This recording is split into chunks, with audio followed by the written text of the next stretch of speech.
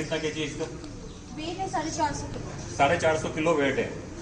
और इसकी price 56,000 including GST and including everything. 56,000 56,000 इसकी दोस्तों प्राइस है, सभी जीएसटी सभी मिला के। और इसका जो बेस है वो कितना mm का? 10 mm का। 10 mm का। और ये ड्रम 6 mm। 6 mm। तो ये थी हमारी जानकारी एक मशीन की। अब दूसरी मशीन पे चलते हैं। अब मैडम इस मशीन का सबसे पहले बताइए इसमें कितना बैग सीमेंट आएगा? इसमें आएगा 1 बैग। 1 बैग, एक बैग का इसमें मटेरियल मिलेगा, ठीक है ना? बिल्कुल। तो इसका वेट कितना है? 850 किलो। 850 किलो। और इसमें जो इंजन लग रहा है वो 7.5 HP का डीजल इंजन है। 7.5 HP डीजल इंजन।